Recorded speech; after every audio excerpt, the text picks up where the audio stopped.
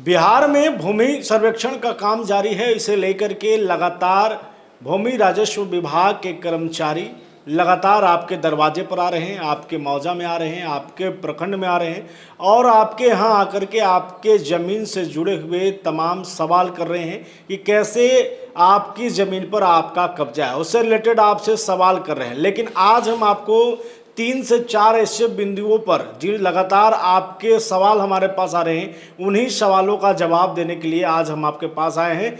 आपका सवाल कि अगर जिस ज़मीन पर आपका कब्जा है और आप उस ज़मीन का कागज़ आपके पास नहीं है, तो क्या ऐसी स्थिति में सरकार वो ज़मीन को छीन लेगी या हमें मौका मिलेगा? ये आपके सवाल जो हैं वो लगातार हमारे बीच आ रहे हैं। दूसरा आपका सवाल आ रहा है कि क्या अगर ऐसी स्थिति में सरकार हमें आपत्ति दर्ज कराने का मौका देगी, और अगर मौका देगी तो कितनी दफ़ा उसको हम कर सकते हैं, साथ में इसे कहाँ कहाँ पर फाइल किया जा सकता है कंप्लेन, ये आपके सवाल लगातार आ रहे हैं। साथ में आपके तीसरे जो सबसे बड़ी सवाल आपके पास आ रहे हैं, क्या ये ज़मीन सर्वे यानी भूमि सर्वेक्षण जो हो रहा है, क्या ये भाई भाई में टूट लड़ाई कराने वाला सर्वे है? कई सवाल आपके हैं। आपके सवाल आ रहे हैं कि गैर मजरूआ मालिक ज़मीन पर कब्जा करने वाले को क्या होगा, उनका क्या होगा, उनको लेकर के क्या जो है वो भूमि राजस्व विभाग के मंत्री ने कहा है, उस पर भी आज हम आपको चर्चा करेंगे।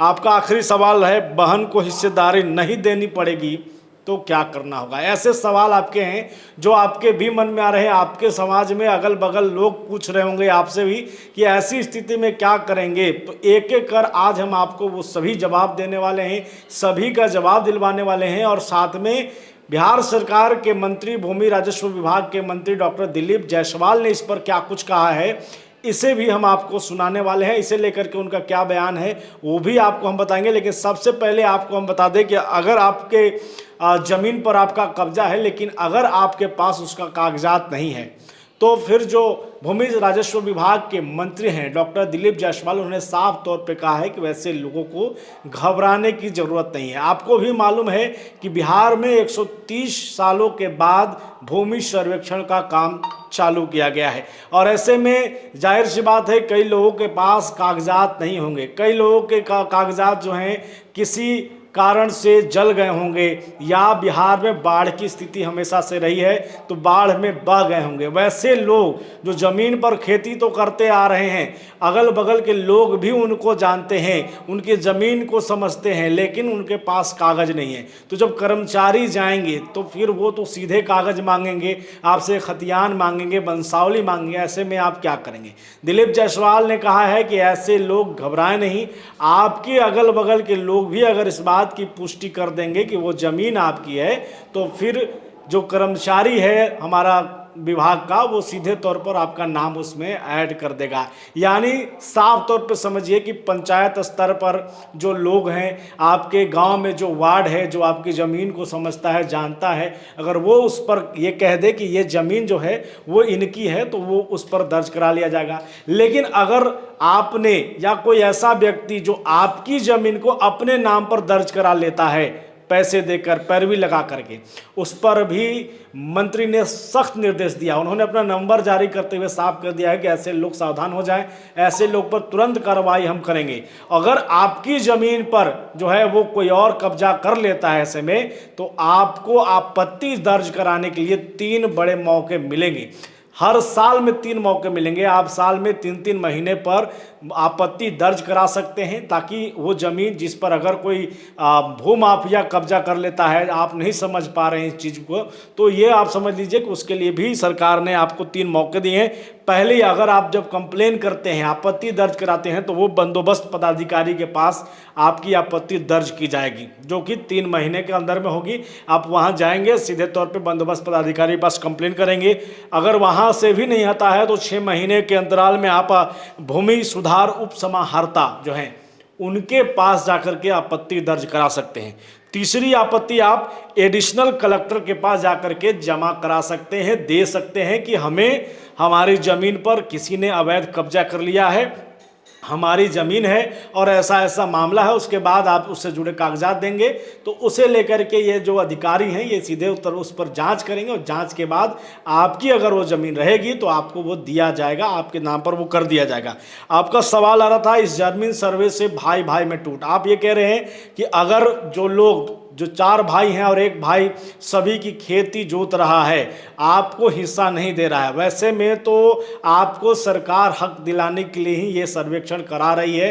अगर आप नहीं लड़ पा रहे हैं, अगर कोई भूमि माफिया है, कोई रंगदार है, किसी तरीके से क्रिमिनल है और वो आप पर दबाव बना दिया है, आप समर्थवान नहीं हैं, तो उसके लिए ही सरकार के तरफ से ये किया जा रहा है। आप सीधे तौर पर अपने डॉक्यूमेंट्स दे दीजिए। और वंशावली इसीलिए मांगा जा रहा है कि बगैर आपकी मर्जी के कोई भी नहीं बना सकता है, उसको कोर्ट अफिडेविट कराना पड़ रहा है।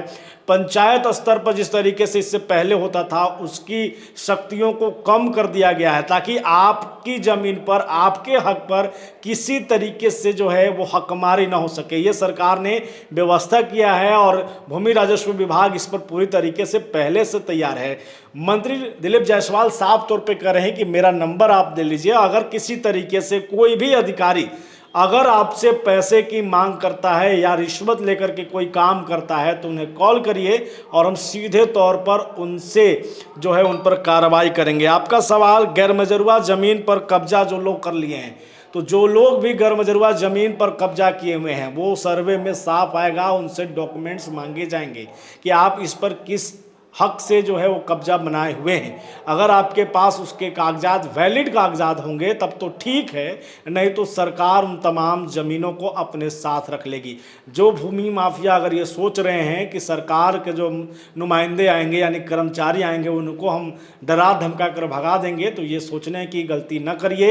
ये सिर्फ एक विभाग की जो है काम नहीं है, ये बिहार सरकार मुख्यमंत्री नीतीश कुमार की मर्जी पर हो रहा है। पूरा सिस्टम इसमें लगा हुआ है, पुलिस प्रशासन की भी मदद लेने वाले हैं और वो लोग जो हैं वो तैयार हैं। अगर कोई ऐसा किसी की हकमारी करेगा तो उस पर तत्काल एक्शन होगा, जेल भी वो जा सकते हैं। सवाल आपका था कि क्या बहन को हिस्सेदारी देना जरूरी है और अगर न देना हो तो क्या करना होगा। देखिए, हमारे हिंदू धर्म में लेकर के ये है, हमारे कानून में ये लिखा हुआ है कि आपको बहन को भी हिस्सा देनी होगी और इसीलिए अगर वंशावली बनाई जाएगी, हम लगातार आपको इंटरव्यू भी दिखा रहे हैं, तो उस वंशावली में आपको अपनी बहन यानी कि उस घर में जो आपकी बहन है उनके नाम दर्ज करवानी होगी।